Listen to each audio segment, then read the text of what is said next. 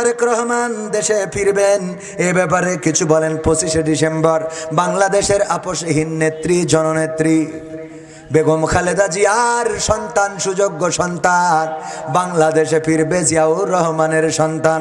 ওগো আমার ভাইয়েরা, আমরা চাই জিয়াউর রহমান দেশে ফিরে আসুক এবং একজন পুরুষ হিসাবে দেশের রাজনীতিতে নেতৃত্ব দিক। এবং বেগম জিয়া যেমন ইসলামের জন্য সফট কর্নার ছিল, তার কাছে ইসলামের সফট কর্নার ছিল। শহীদ প্রেসিডেন্ট জিয়াউর রহমান যেমন সংবিধানে বিসমিল্লাহ স্থাপন করেছেন, শুধু তাই নয়, ইসলামী মূল্যবোধে বিশ্বাস এটাকে ধারণ করে যিনি রাজনীতি করেছেন, আমরা চাই এমন ইসলামী মূল্যবোধে বিশ্বাসী রাজনীতি তিনি করবেন। এবং বাংলাদেশে যেমন করে বেগম খালেদা জিয়া আলেমদেরকে গুরুত্ব দিয়েছেন, আলেমদের পক্ষে কথা বলেছেন, তাদেরকে মন্ত্রী করেছেন, এমনকি তাদের ফাঁসির বিরুদ্ধে সোচ্চার কণ্ঠ ছিলেন, তারেক রহমানও এমন কিছু করবেন, এটাই জাতির প্রত্যাশা। ঠিক না বা ঠিক? কিন্তু প্রথম আলু চাই অন্য।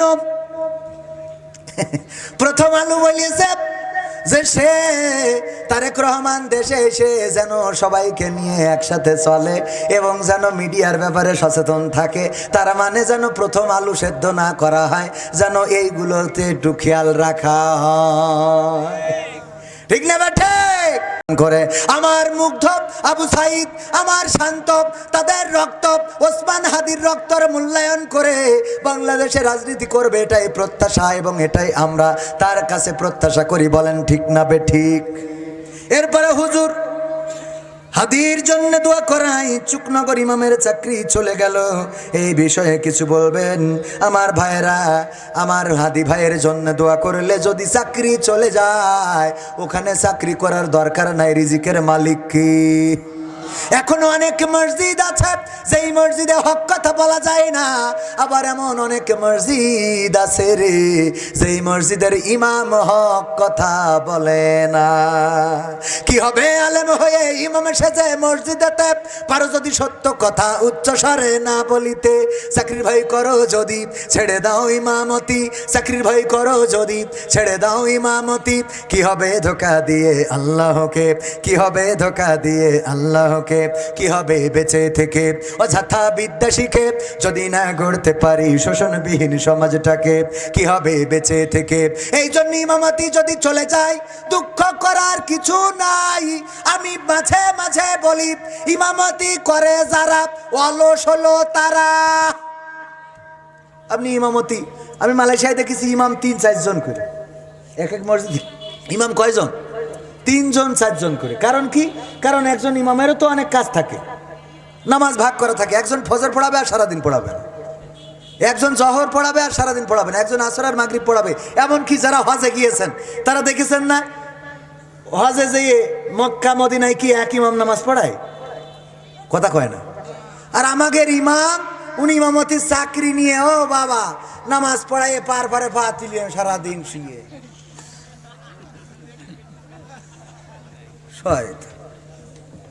ইমাম সাহেব থাকবে কর্মঠ, অন্য কাজে ব্যস্ত থাকতে হবে। এক ইমামতি ওই চাকরি নিয়েছে 5,000 টাকা বেতন, ওই খায় পায়, এইগুলো করা যাবে? ইমাম কর্মঠ হইতে হবে। মসজিদে আপনি ইমামতির চাকরি একা করবেন কেন? আপনি বলবেন ইমাম 3 জন মিলে থাকবো, বেতন দিতে হবে 10,000 করে। গ্রামে মাঝির টাকা নেই, ওর বাড়ি এলইডি চলে, ওর ওয়াইফাই বিল চলে, ওর ডিশ অ্যান্টিনা চলে, মেয়ের টিকটক চলে, বোর লাইভ চলে, ও খালি মসজিদের ইমামের বেতন চালাইতে পারে না। কথা কয় না? এই ফকরেমি কাজ ইমামদের করার দরকার নেই। আপনি আসেন, আমরা একসাথে গলা ধরি ওয়াজ করি, খাবো, তাও ভালো। আমার একটা নাটক ছিল, ওই যে আমি আর মারু ভিক্ষে করি, বললাম না হয় ভিক্ষে করে ছাড়ি দেবো, তাই কি? মানসি বলে যে না হয় ভিক্ষে করি খাবো, তো আমরা যেহেতু ভিক্ষে করি তাহলে আমাদের কি বলতে হবে? আমি বললাম যে অসুবিধা নেই, অত ভয় পাওয়ার দরকার নেই, না হয় ভিক্ষে করে ছেড়ে দেবো। ঠিক আছে না বাজান? তো ইমামতি ছেড়ে দিতে হবে, কিন্তু কোন মসজিদের সভাপতির গোলামি করা যাবে না, কোন মসজিদ কমিটির গোলামি করা যাবে না। আমি বলেছি মসজিদের সভাপতি হবে সে যে ইমামের অনুপস্থিতিতে জুম্মার নামাজ পড়াইতে পারবে, তা না হলে চলবে না। কথা ঠিক আছে? ইমামের পরিচালনা দেখেন, মুয়াজ্জিনের সার্টিফিকেটের মান বেশি না ইমামের সার্টিফিকেটের মান বেশি? মুসাল্লির সার্টিফিকেটের মান বেশি না মুয়াজ্জিনের সার্টিফিকেটের মান বেশি? তাহলে মুসাল্লির থেকে মুয়াজ্জিন উপরে, মুয়াজ্জিনের থেকে ইমাম উপরে। যেহেতু ইমামকে একজন সভাপতি চালায়, সুতরাং সভাপতির সার্টিফিকেট এর যদি মাওলানা হয়, তোর তো মুফতিরটাও মানে ইফতার সার্টিফিকেটও লাগবে। কথা কয় না? এ যদি ডক্টর হয়, তুই তো ডক্টর ইউনুস হতে হবে, ঠিক না বে ঠিক? তা না হলে তোর সভাপতি চলবে না, ডাইরেক্ট আউট, ডাইরেক্ট আউট। ওর বলতে হবে খবরদার আপনি কথা বলেন, একদম চুপ থাকেন, সামনে বসে থাকেন, আপনি কি ডা? এই মনে থাকবে এগুলো? হ্যাঁ, মসজিদ চলবে আপনার। আমি মাঝে মাঝে বলি, ও আমরা ওই জায়গায় দিতে গেলি চার দোকানে আপনার বিল, আপনার ফ্রিজ, ও বাবা কুরবানি দেওয়ার আগে বড় ফ্রিজ, ও তো অভাব হয় না, ইমাম সাহেবের টাকায় অভাব হয়ে যায়। ইমামরাও মাথায় নিতে হবে, কোনো কমিটির গোলামি করে কোনো ইমামতি হবে না। ইমামতি ছেড়ে দিয়ে আপনি রিক্সা চালান, আপনি ইজি বাইক চালান। আমার রাসূল ইহুদির কূপের পানি তুলে রিজিক অন্বেষণ করেছেন। আল্লাহর নবীরা জুতা সেলাই পর্যন্ত করেছেন, দর্জি ছিলেন, কামার ছিলেন, হাতুল দিয়ে বাড়ায় বাড়ায় দাউদ আলাইহিস সালাম দা ছুরি কাঁচি বানাইতো। তো তুমি কি দাউদের থেকে বেশি ইয়ে হয়ে গেছ? কথা কয় না। আমাদের কিছু লেখাপড়া কইলে শিক্ষিত মূর্খ হয়।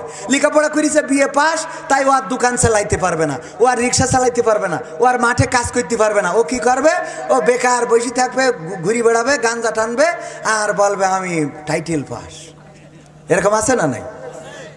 অথচ কাজ করলে রিজিক বাড়িয়ে দিবেন কে? আকিজ সাহেব একটা কথা বলতেন, যদি তুমি চাকরি করো তাহলে খেতে পারবা, আর যদি তুমি ব্যবসা করো তাহলে খাওয়াতে পারবা। যদি তুমি চাকরি করো তাহলে খেতে পারবা, আর যদি তুমি ব্যবসা করো খাওয়াতে পারবা।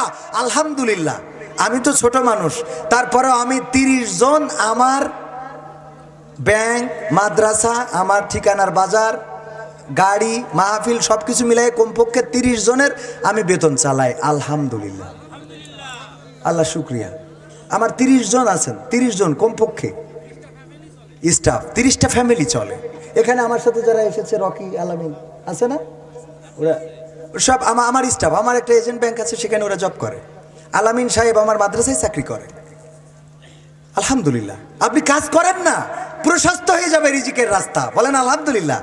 এজন্য কাজ করতে হবে। ইমাম সাহেবরা উদ্যোক্তা হইতে হবে। আপনি গুড় বিক্রি করেন, এখন খেজুর গাছের গুড়, যশোরের গুড় কত চাহিদা। আপনি এইসি খালি বলবেন যে খালি নেন খাঁটি গুড়, আপনি দিয়ে দেখেন, দিয়ে পারবেন না। এই ঠিক বলছি না? ঠিক বলছি। আপনার হাতে অপশন আছে, আপনি নিয়মতি করে খাতে হবে কেন? বরং যে বলবে যে চলি যাও, ওর পরে ছেড়ে দিতে হবে। দেখা যাবে যে জানাজার দিন যে ইতে রুকু করবে না সিজদা করবে খুঁজে পাচ্ছেন, ঠিক না? ঠিক। ওর নামাজ পড়াতে দিলি ও প্রথমে ওই সেই এর মতো। একবার একজন বড় জুব্বা পরিতে বাজারে গেলি মাগরিবের ওয়াক্ত হয়ে গেছে, ইমাম সাহেব ছুটিতে, এখন নামাজ পড়ানোর কেউ নেই। তা বলছে, ভাই আপনার তো পাঞ্জাবি পরা, দাড়িও তো আছে মুখী, ভাই একটু আসেন, একটু মাগরিবের নামাজটা পড়াই দেন। বলছে, ভাই আমি পারি না ভাই। তো না না, আপনি পারেন, আপনি কত বড় পাঞ্জাবি আপনার, এত সুন্দর, আসেন ভাই একটু নামাজ। বলছে, ভাই আমার দিয়ে হইবেন না আপনার। বলছে, না আপনি আসেন ভাই, আপনি না করেন না মাগরিবের নামাজ, তো আমরা জহর আর আসর পড়াই ফেলেছি। জহর আর আসর তো অসুবিধা নেই, কিন্তু মাগরিবে একটু সমস্যা আছে, ভাই আসেন। জোর করে নিয়ে যে দাঁড় করাই দিয়েছে। নামাজে প্রথম রাখাতে সূরা ফাতিহার সাথে সূরা ইখলাস পড়ি, সিজদা যে চিন্তা করছে, আল্লাহ যা ছিল সব অর্জন তো প্রথম রাখাতে শেষ, এখন করব কি? তো আস্তে করি মাথা তুলে তো দেখে মসজিদ, তখন তো এত উন্নত মসজিদ না, ওই যে বেড়া ঘিরা ছিল, তো এক পাশে একটু ফাঁকা মাকা আছে, ও উঠেও অমনে বেরোয় চলে গেছে। তো এরা তো সিজদায় চিন্তা করছে, ওরে বাবা বাজারতে ধরে আনিছি, এ তো মনে হচ্ছে যে একেবারে খাজা বাবা, এক সিজদায় তো পুলসিরাত পার করতে দেবে। তো কিন্তু কিছু তো ওই যে আমাদের ইয়াং ফুলাপান আছে না, টিকটক, তো ওরা চিন্তা করছে হুজুর তো সিজদায় ফেলেই রাখলো, এ তো বেকায়দা, দেখি কি করতিস হুজুর। উঠে দেখে যে কই হুজুরই তো নেই। আচ্ছা হুজুর নেই, সিজদায় পড়ে আসিস। তো সবাই উঠে বলছে, হুজুর কনে গেল? বলছে, কনে গেল সে পরে হেবেন, আগে যার সেই নামাজটা পড়। নামাজ পড়িয়ে খুঁজ দিকে যাই, দেখে মাছের বাজারে ভাই মাছ কিনতেছে। বলছে, ভাই আপনি কি করলেন? বলছে, কি করলাম? তো বলছে, আপনি নামাজে ওই যে কী করলেন এটা? তো বলছে, আমি কতবার করি বললাম আমি পারি না। আপনারা তো শুনলেন, আপনারাই তো জোর করি দাঁড় করে দিলেন। তা বলছে, পারেন না, ভালো কথা, তাই এত বড় জুব্বা গায়ে কেন? তা বলছে, ওইটা তো প্রথমে জিজ্ঞেস করলি তো আমি বলতে পারতাম। আমার ভাই হইলো বক্তা কবির বিন সামাদ, আর আমি তার ছোট ভাই বিদেশে থাকি। আমি বাড়ি এসেতে বাজার করবো, আমার কাপড় চোপড় সব কেসি দিয়েছে। তা সে আমি কি পরে আসবো, আজ রোদ হয়নি ভালো, শৈত্যতাপ চলছিল। তা আমার স্ত্রী বললো তোমার ভাইয়ের একটা জুব্বা গাইতে যাও। হ্যাঁ, ভাইয়ের জুব্বা গাইতে বাজারে আইছি, আর আমরা বড় হুজুর মনে করি আপনারা দাঁড় করাই দেবেন।